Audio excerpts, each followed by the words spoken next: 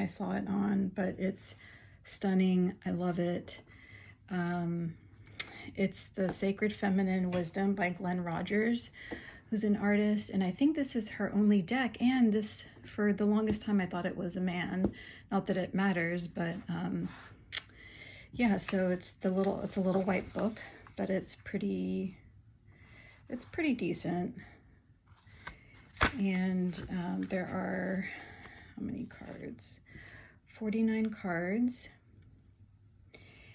And this is the box, and it's just stunning. There's no digital. And the problem, I guess, is the cardstock, and I usually am not that particular about it, but this cardstock is a little flimsy.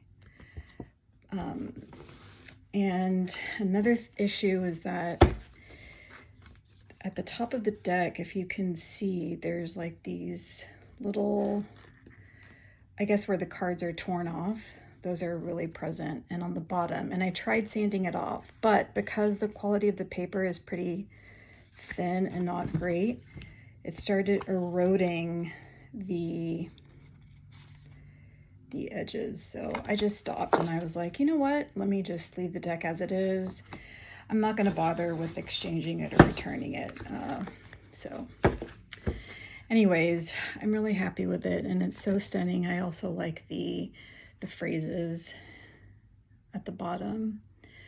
So anyways, hope everybody is doing well. Oh, and you can get the deck, I think at glenrogersart.com. That's the only place you can get it. And it wasn't very expensive. I believe it was around $40. So here we go. And I'm just gonna kind of do a flip through and just talk. Oh, and the backs, let me show you the backs.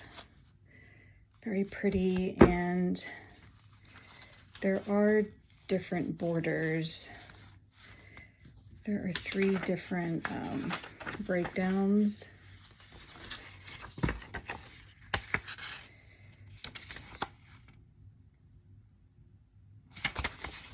That she has here. So anyways, it's really nice.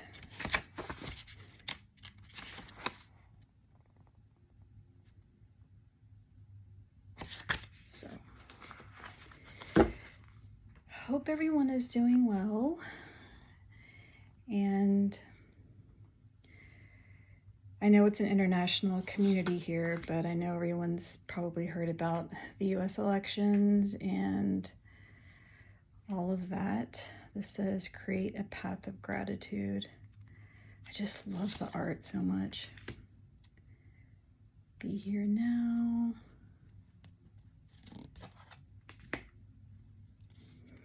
Let me just put this down.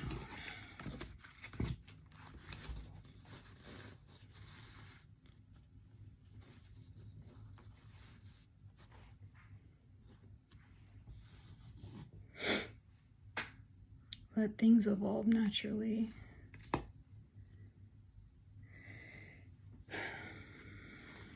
So I think the last time I talked to you guys, I was just saying how I still hadn't found a position and really hadn't decided on what I want to do, but I do have an update. I did start going to psychic fairs as a tarot reader, and I have been joining, like on Zoom, just different practice tarot groups. I also joined a bunch of different tarot Facebook groups and started practicing through there, and just like getting as many readings as I could under the belt. Because even though I've been doing this since 2015, I've not been reading for others as consistently as I wanted to. I was just kind of learning the system, buying decks, doing things for myself, and talking to friends about it.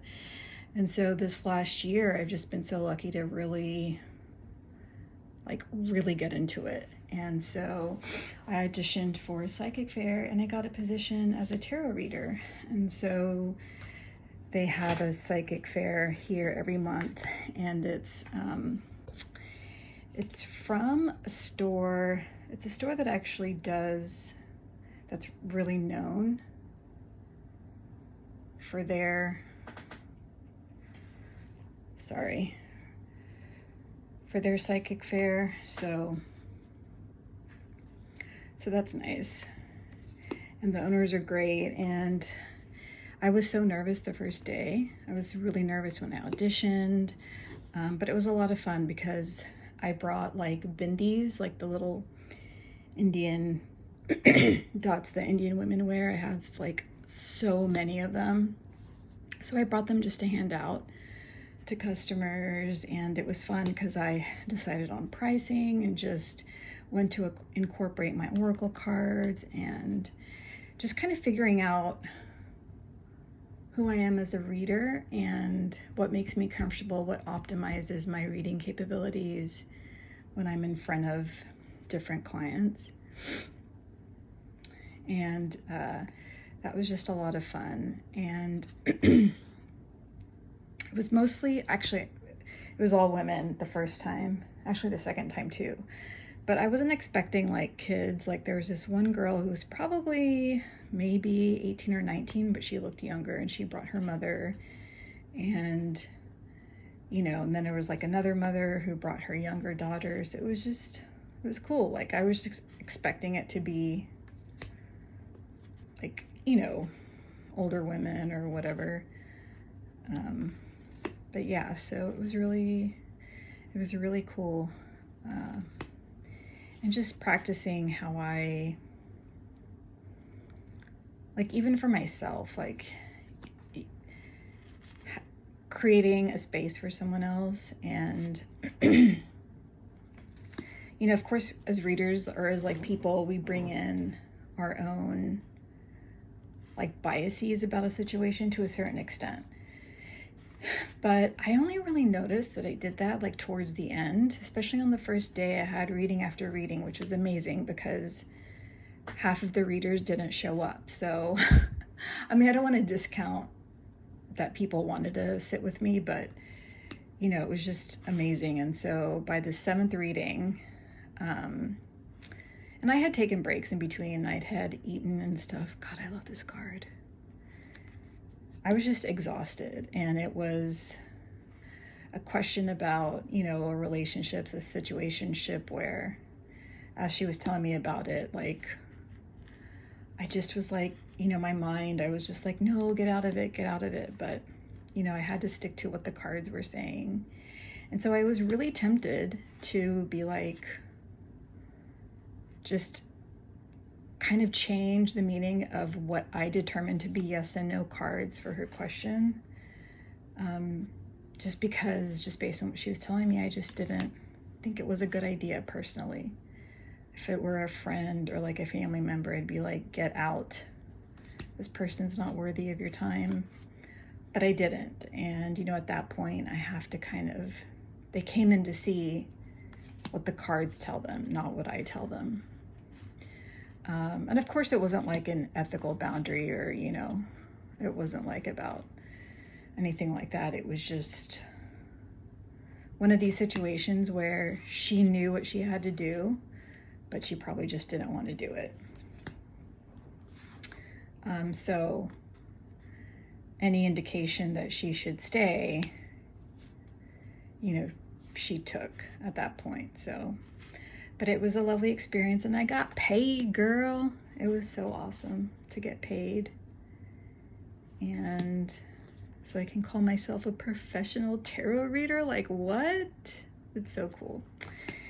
And then I went the next month, but there was like a lot of readers, and so each of us, I think, got 2 clients, which was also really cool. And just to see how people react, and keeping your readings to like, I think I did 30-minute slots. So I would usually do no more than like 35 to 37 minutes. And I made cards. Oh, I should have grabbed it. But I'll have to show you. I made cards finally, because I'm still really shy about calling myself a tarot, like a professional tarot reader.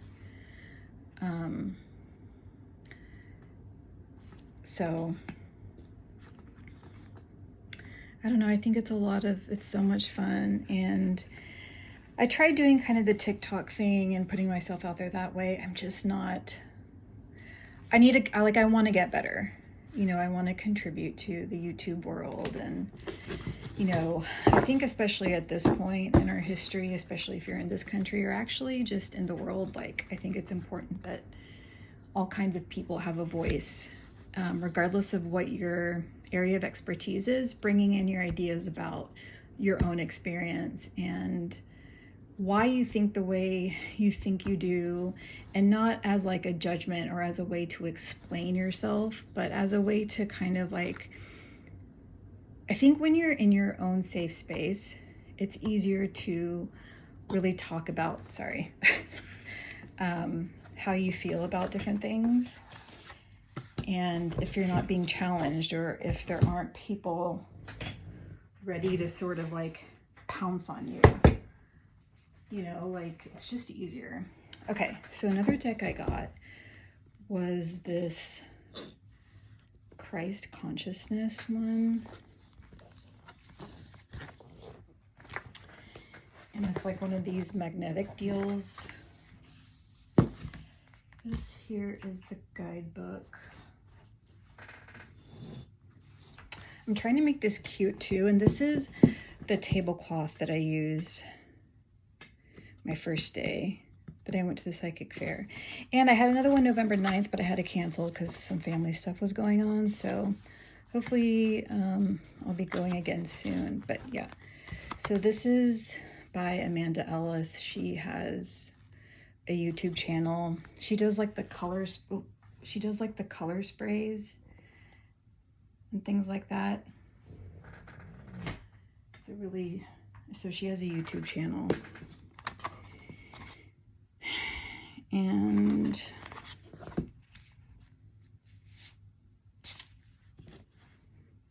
oh, there are 55 cards.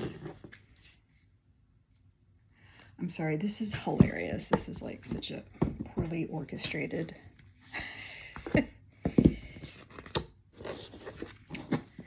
thing, but so yeah, we're just gonna go out of order here. Yeah, I just saw it in someone else's channel and I really liked how things were written. I personally don't like really follow her that much. Throughout the years, I listened to her videos once in a while, actually very rarely, but I really liked the art here. I think she has a Metatron deck as well, but that just wasn't for me. And so, yeah, so that was a lot of fun. But I haven't yet gone to the point, like these different groups that I go to, they just say, you know, and I read for people, like we exchange readings, and I have gone to like several different groups, and they just say, you know, like pull out a tarot deck at a park and just, you know, put a little sign saying tarot readings, like 5-minute tarot readings, 15-minute tarot readings for a donation or just for fun or whatever. But yeah, I haven't done that yet. So I'm just not brave enough. I don't know why. I'm just like, it's not that I'm embarrassed to do that. It's just, I don't know. Like, I don't know. I'm like, we live outside of Houston too, so it's not exactly friendly to this kind of thing. But anyway, so another thing is, I think I did tell y'all that I'm living with family like my sister and my mom, and so it's definitely challenging for everyone, but you know, I need to just make some decisions on where this is all going. I think for a variety of reasons, but right now, I think whenever I try to force something, like, okay, I'm going to be a professional tarot and oracle reader right now, and I'm just going to push and do that and do this. And it's not to say that that's a wrong approach. It's just that kind of approach has never really worked for me, because it kind of makes it makes doing this not fun. It makes it, like, I tend to avoid it then. So it's just not, I've just learned that about myself. And what else? I've been journaling and like reading a lot. And of course I've been getting a lot of decks, and just, I find that my deck choices have also changed. And I'm really getting more and more interested in oracle decks. They're just done really well, and I think I might actually start doing exclusive oracle layouts in addition to tarot. But tarot is still, you know, it's just so juicy. It's very meaty. The oracle decks, they've come a long way. I don't know, they make really good compliments, I think, for the way that I read. And so everything else is okay. Recovery is going okay in terms of like food stuff and that kind of thing. It's not. I am very, very stressed.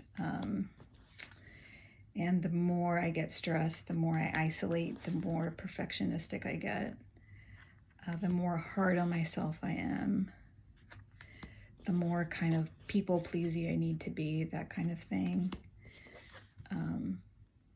And the less creative I am. So, oh, and, you know, decision-making also becomes lame. I also got this one, which I know has been around also for a long time, but it's so cute. Found all of these decks except for that first one on Amazon. This is the cute little guidebook.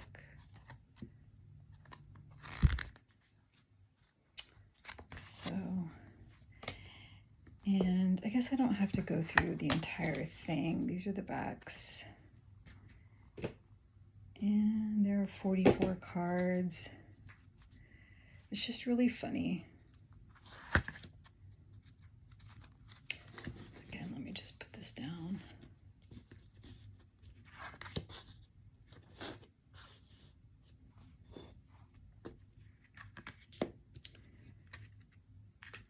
Why so serious, droopy dog? Sinister sisters, shitty shield, time for protection.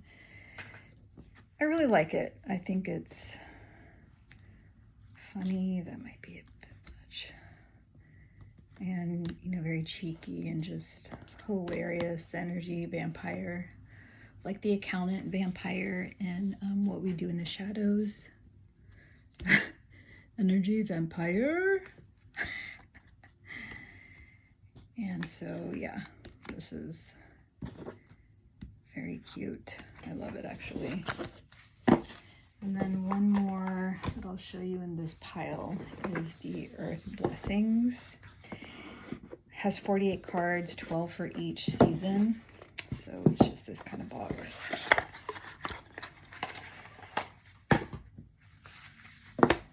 This is the guidebook. Like that. Cute. Then you have like the colored card, the inside, the blessing, and the affirmation. I really like it. Liz Dean. It's really good. So this is, I guess, spring, summer, autumn, and winter.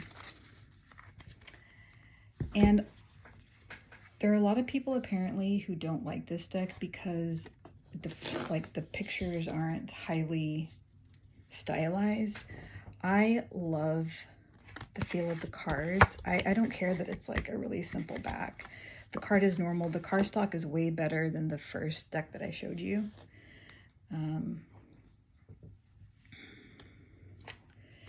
So yeah, but I really like the pictures, and I like the words. The keywords are awesome. The shadow is may what is hidden come to light. So let's take a look at that. May what is hidden come to light. So the affirmation is, I love my light and shadow equally. I don't know, like, and it's not, I just really like it. Resolved, may you let go. And it all the phrases start with may. May you hold the past lightly. Kindred. May you enjoy heartfelt connections, resourceful. Key. I just really like it, upbeat. It's kind of just matte, it's just paper, nothing fancy. The pictures aren't super stylized, they're pretty normal. I really love it. I really, really enjoy it. I really like it more so than the super stylized ones. I like how she writes. For me, it's a really good deck. So anyways, the last thing I wanted to show you guys is this book I got. It's Discover Your Divinity, and I got it, oopsies, used, and it's just affirmative prayer. Like, I feel like I need some sort of something to look at that's like a good start to my day. Just that's how, like, I think there are going to be a lot of changes. There have been a lot of changes. I'm really trying to figure out also whether or not I should get involved politically, just in my community or even in Texas.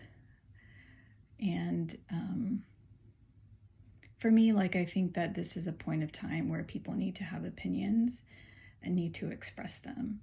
I don't know, it could be also an age thing. I'm not really sure, but I really do feel like we're kind of at a crux in our country, and I want to contribute in a positive way. Anyways, so just things like this help me sort of like quell a lot of the emotion. So I just got it yesterday, and they have like writing prompts and things like that, but a lot of it is just, and it's a Unity book. It's from Unity Church. And so I'm excited about reading that. Let me know if y'all have read this. Anyways, hope y'all are doing well. I know this film setup is a little wild, but let me know how you're doing, and I look forward to talking to you soon. My plan